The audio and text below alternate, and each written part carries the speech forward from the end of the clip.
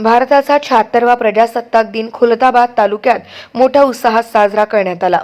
तालुक्यातील नांद्राबाद सुलीभंजन ग्रुप ग्रामपंचायत येथे सरपंच विशाखा जाधव, नगर परिषद येथे मुख्याधिकारी विक्रम दराडे, पंचायत समिती येथे गटविकास अधिकारी प्रकाश नाईक, जगप्रसिद्ध वेरूळ लेणी येथे राजेश वाकलेकर यांच्या हस्ते ध्वजारोहण साजरा करण्यात आला। तर तालुक्यातील मुख्य ध्वजारोहण तहसील कार्यालय येथे तहसीलदार स्वरूप कंकाळ यांच्या हस्ते संपन्न झाला।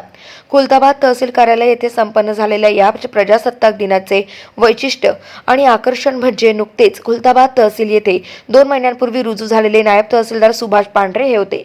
स्वर्गीय मुख्यमंत्री विलासरावजी देशमुख यांचा हुबेहूब दिसणारा चेहरा सुभाष पांढरे प्रगट झाल्यामुळे अनेक मान्यवरांचे ते या प्रजासत्ताक दिनानिमित्त आकर्षण ठरले आणि सगळ्यांचे लक्ष त्यांनी वेधून घेतले। त्यांच्या या दिसणाऱ्या स्वर्गीय विलासरावजी देशमुख सारख्या छबीमुळे अनेकांना स्वर्गीय विलासराव देशमुख यांची आठवण झाली। त्यांच्यासोबत फोटो घेण्याचा मोह अनेकांना आवरला नाही।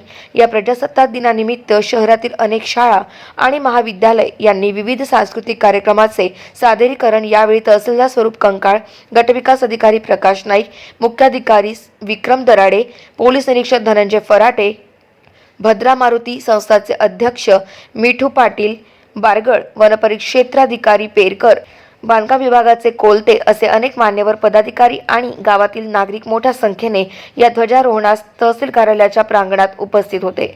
गाव माझा न्यूज करिता राजेश थोरात, खुलताबाद, छत्रपती संभाजीनगर।